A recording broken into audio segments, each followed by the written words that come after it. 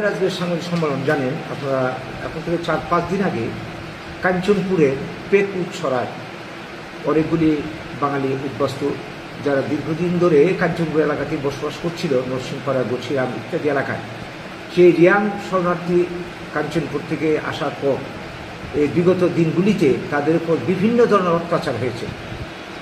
চুরি চামারি, ছিনতাই, ডাকাতি থেকে শুরু করে। তো এই পরিস্থিতিতে পরে নিরাপত্তার অভাবে তারা এলাকা ছেড়ে বিভিন্ন জায়গাতে কাঞ্চনপুরে আশ্রয় নিয়েছিল।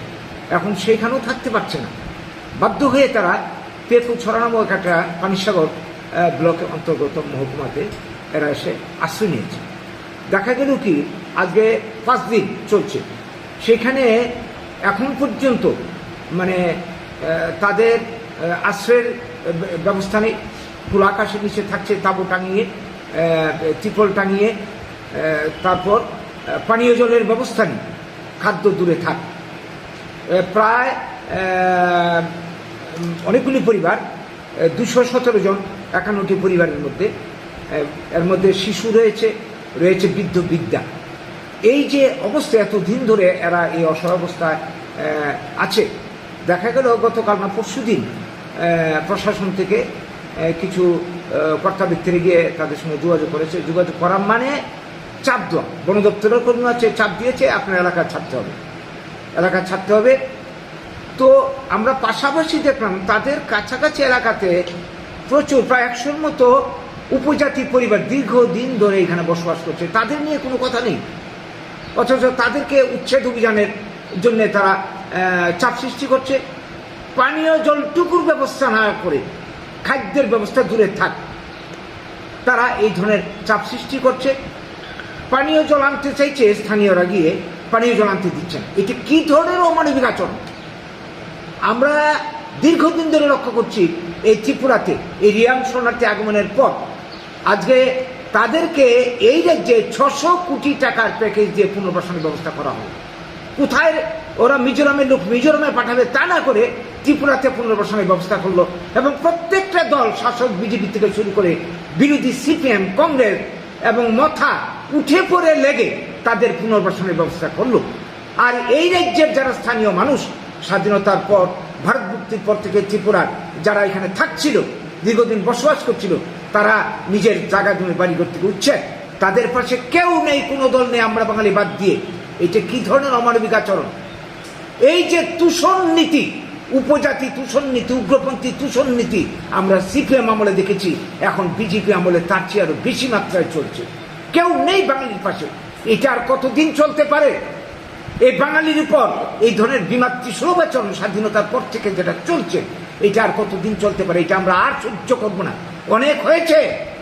তাই আমরা এই রাজ্যের আপামর গণতন্ত্রপ্রিয় মানুষ, এই রাজ্যের শুভবুদ্ধি সম্পন্ন মানুষ, এই দেশের শুভবুদ্ধি সম্পন্ন মানুষ, বাঙালি শুভবুদ্ধি সম্পন্নের যারা রয়েছেন, বুদ্ধিজীবী ছাত্র যুবক যারা রয়েছেন, তাদের কাছে আবেদন, এই জাতির উপরে এই অত্যাচার, নির্মম আঘাত, স্বাধীনতার বলি, দেশভাগের বলি, ভূমিপুত্র বাঙালির উপর এই আঘাত আমরা নীরবে এইভাবে মুখ বুঝে সহ্য করে যাব? এই ধরনের মানে আত্মবিস্মৃতি আর কতদিন চলবে? কাজেই আমরা দাবি করছি, আমরা আহ্বান করছি, আপনারা জাতিটাকে বাঁচান, আপনারা এগিয়ে আসুন। আপনারা এগিয়ে আসলেই, আপনাদের সহযোগিতা পেলেই আমাদের এই যে আন্দোলন, আমাদের যে বাঁচার অধিকার রক্ষার আন্দোলন সফল হবে। আজকে আমরা 6টা দাবিকে সামনে রেখেছি। 1 নম্বর, বিকল্পের ব্যবস্থা না করে পেকুছড়া আশ্রিত কোনো বাঙালি পরিবারকে সেখান থেকে উচ্ছেদ করা চলবে না। যাবে কোথায়? এদের আর কোথাও জায়গা নেই। যাওয়ার যদি ভালো জায়গা থাকে, কোন কারণে মানুষ নিজের ঘর ছেড়ে এসে জঙ্গলে এসে আশ্রয় নেয়? 2 নম্বর দাবি, অবিলম্বে পেকুছড়া যারা আশ্রয় নিয়েছে তাদের খাদ্য, পানীয় জলের ব্যবস্থা, ওষুধপত্র এবং থাকার জন্য ঘর নির্মাণের ব্যবস্থা করতে হবে।